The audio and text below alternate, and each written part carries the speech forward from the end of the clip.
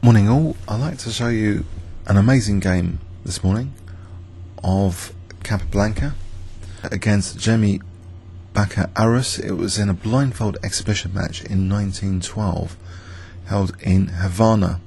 Havana is the capital city of Cuba. The city has a population, according to Wiki, of 2.1 million inhabitants. Capablanca from Cuba, playing white here, plays d4. In the Simul giver is usually given white, and it's a blindfold Simul, a lot of strain. Capablanca is reputedly to have said he wants to avoid blindfold chess to avoid killing himself. So I think he was aware of the kind of mental strain implications, but this was one of the early exhibition matches blindfold. So d5 was played by Jaime Baca Arus. e3, a modest move in the style of maybe Sultan Khan as well. Positional players, they just want to grip on the central squares. e6, and we see bishop d3. c6, and we see knight f3. So politely e5 is being controlled here, and this bishop, although hemmed in, might actually contribute control to the e5 square later along this diagonal. So white's control is about central square control fundamentally. After knight bd2, we see black reacting with f5, so an aggressive kind of Dutch stonewall setup here. And if white castles kingside routinely, it could be a bit of a problem. Capa plays c4, so he's avoiding castling kingside routinely. And after queen f6, again, there's this tempting option just to castle here, but it might give black exactly what he wants from this position. For example, knight bd7 first to contest e5, and then maybe even g5, g4. So that would be a bit scary for white on the king side. But in this position, Capa plays b3, which is putting more pressure now on e5 once the bishop fianchettos. Knight h6, bishop b2. Now black commits to castling kingside, and white still is not castling kingside. He doesn't want to give black an easy ready-made attack.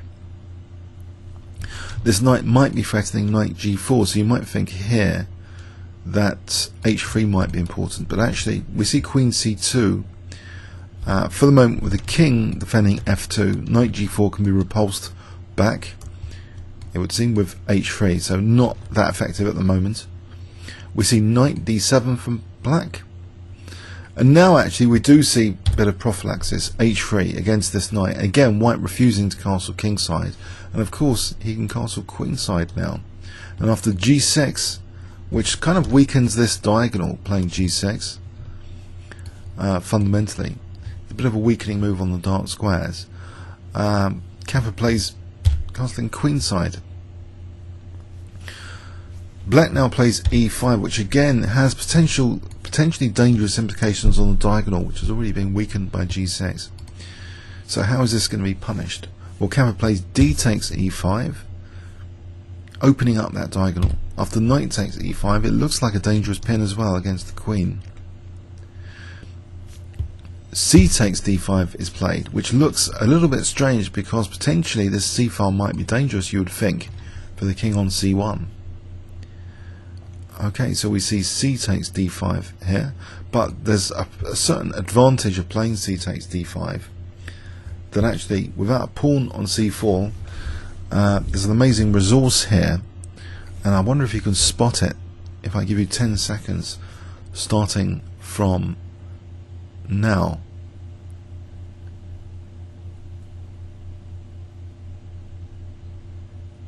Okay, do you have any ideas for trying to maybe get at the black king? Is another clue. What access path to the black king here? Well, Capablanca plays knight c4, and maybe people watching the Simul were pretty stunned by this and maybe thinking it was a mistake of some sort, because he is playing blindfold. Now, if the knight is permitted there, I mean, this is putting pressure on e5. It has to be taken, really. It looks terrible to do anything else, so it is taken.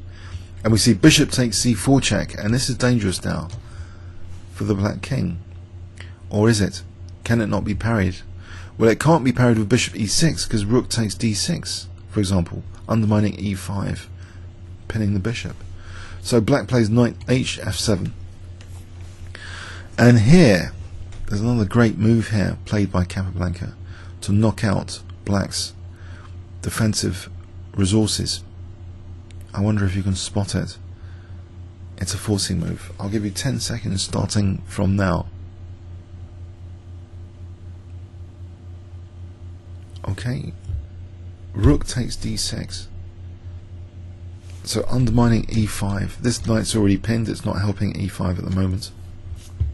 So you see after queen takes d6, Capablanca regaining some material now. Knight takes e5, and some very dangerous threats potentially in this position, especially along this weakened diagonal. When black had played g6, is really asking for trouble on this diagonal. Black tries now bishop e6, and we get another forcing move now, rook d1, after queen e7. Okay, can black really survive this and perhaps crawl out? Maybe a routine move like knight takes f7, which threatens actually knight h6 mate, if you look at that, bishop and knight coordinating.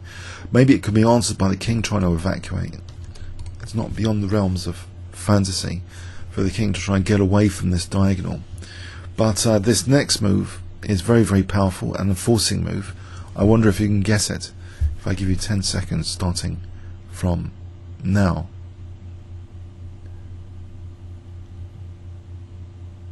Okay. Rook d7 with tempo against that queen. So not really giving black a time for any evacuation. And importantly, leaving that knight on f7 so the king can't even crawl out of trouble here. We see black playing in this position.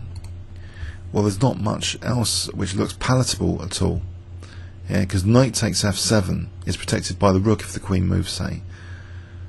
So it's still going to be big trouble on that diagonal after queen c3, say. So black took this, and we see knight takes d7, threatening now knight f6, say king g7, knight g4 check, discover check is pretty nasty, and then knight h6 to follow would be mate. The knight and bishop would coordinate beautifully on that diagonal. So this is taken or not? No, it's not taken. So rook fc8, black's position is pretty desperate, and Capablanca with that knight on f7 can go for this queen c3, threatening now mate here and also here because this knight's pinned. So queen g7 or h7 is threatened. And the king can't even go here now. This knight's stopping that exit. So no exits for the king. We see rook takes c4. It's a futile move. Capablanca, although his queen's pinned, he can just unpin it with b takes c4 and retain the battery and the threats. Well, not on h8 now because the knight's no longer pinned, but g7. Forget h8, but g7 is now threatened with mate. King can't escape from here. Black is faced with a difficult position here, and okay, maybe the only move for black, it seems, maybe to stop things now would be knight e5, but he's material down, and actually he resigned here. After knight e5 just takes big material up. It's and still problems for the king. So okay, a brilliant game in a blindfold exhibition match in 1912, and you might be particularly stunned that these resources were found, in particular that knight c4 earlier. Now I've done some, well, the game was actually featured as Game of the Day on ChessGames.com, and there's a revealing comment actually which I feel I should try and put this game into context, that in 1911, a year before this game, Capablanca was apparently no stranger to this variation, and you know it does look remarkably so. I'm going to show you another game now in 1911, and it was against Hubert Ernest Price, and it was played in Birmingham, England. So this was the 24th of November 1911, so a year before. And have a look at this one. This was in the Simul. Same start moves. So knight d7, knight gf3, and we see f5. So black going for this Dutch defence stonewall setup. Again, this knight h6, which does have the idea of contesting e5. It does have a certain logic to it. And we see c4, white delaying casting again. Familiar? After h3, we see g6, which I find strange, actually, personally, that this idea, which seems terrible, really, anti-positional on the diagonal, was played a year before the brilliant game we just witnessed. So g6. I just think this is strange because, especially with black playing for e5 later, it looks like big trouble is literally being invited on the diagonal. So we see e5, and now d takes, knight takes, and familiar pattern to this, as you recognise, and the brilliant resource that we've just witnessed in the 1912 game was actually played here as well. Knight c4. Don't know what you make of this. So knight c4 was actually played in this game, which means maybe the brilliance of the 1912 game is a little bit under question here. But okay, and it's strange also black's playing g6 in both games.